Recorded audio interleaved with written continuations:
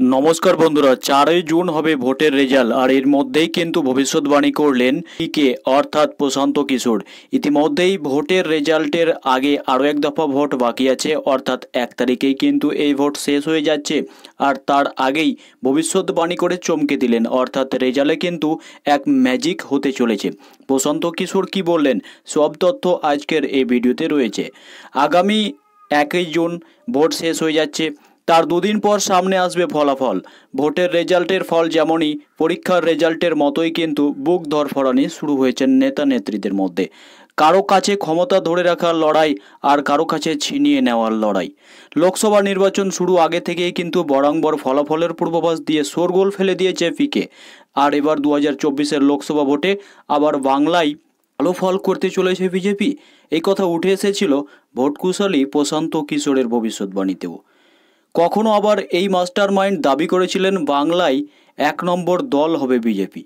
ভোটের শেষ লগ্নে এসেছে, তবে এবার কোন কোন রাজ্যে এবার বিজেপি ফল করবে তা নিয়ে এবার পিকের মতামত প্রকাশ্যে চলে এসেছে।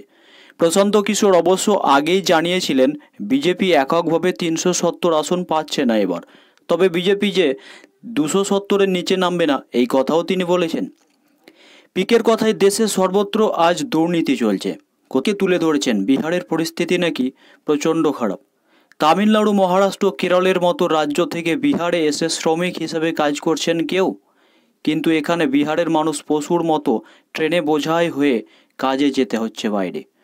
স্পষ্ট করে তিনি বলেছেন যে 370 আসন হয়তো পাবে না, 270 আসন থেকেও কমবে না, এটি কিন্তু তিনি বলেছেন।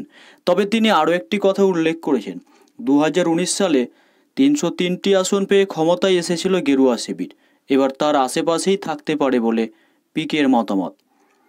তার কথাতে এখানে দেখতে হবে 2019 সালে কোন কোন এলাকায় বিজেপি বেশি আসন পেয়েছিল। এর মধ্যে 250টি আসন ছিল উত্তর পশ্চিমের রাজ্যগুলি থেকে। আর এই রাজ্যগুলিতে 50টির বেশি আসনে কি হারাতে পারবে বিজেপি? তবে এই সমস্ত বিষয় খতিয়ে দেখা প্রয়োজন।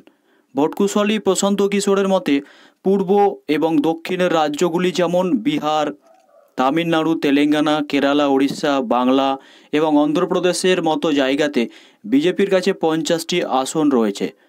এর মধ্যে কয়েকটি রাজ্য বিজেপির আসন সংখ্যা বাড়ারও কিন্তু সম্ভাবনা তিনি দেখতে পেয়েছেন। তিনি যাই বলুক না কেন, 4 তারিখ সকলেই দেখতে পাবে। ভোটের রেজাল্টের দিন সকাল থেকেই হয়তো সকলের চোখ টিভির উপরেই থাকবে, নিউজের উপরেই থাকবে। তবে এর মধ্যে আরও একটি চমক ঘটিয়ে দিয়েছে দেশের মল্লিকার্জুন খাড়গে। তাকে কিন্তু প্রধানমন্ত্রী পদপ্রার্থী হিসেবে মমতা ব্যানার্জি আর অরবিন্দ কেজরিওয়াল তিনি কিন্তু তার নাম ঘোষণা করেছিলেন ইন্ডিয়া অ্যালায়েন্সের সময়। তবে এখন যেটি বক্তব্য উঠে আসছে, আজকে নাকি নতুন করে একটি শোরগোল ফেলে দিয়েছে সেই মল্লিকার্জুন খাড়গে। তিনি বলেছেন প্রধানমন্ত্রী পদপ্রার্থী হিসাবে তিনি রাহুল গান্ধীকে বেছে নিতে চান, তিনি তার ব্যক্তিগত মতামত প্রকাশ করেছেন। তবে এখন প্রশ্ন হচ্ছে, যদি বিরোধী শিবির জিতে যায় তবে প্রধানমন্ত্রী কে হবে? হয়তো রাহুল গান্ধীও হতে পারে, আর বিজেপি জিতলে তো আপনারা জানেনই। তবে এখন আসল বিষয় হচ্ছে ভোটের রেজাল্টের দিন কে কতগুলি আসন পাবে। আপনারা অবশ্যই কমেন্ট করে জানাবেন। তবে 1 তারিখে ভোট হয়ে গেলে ভোট ফেরত সমীক্ষা অবশ্যই আসবে, নজর রাখতে ভুলবেন না।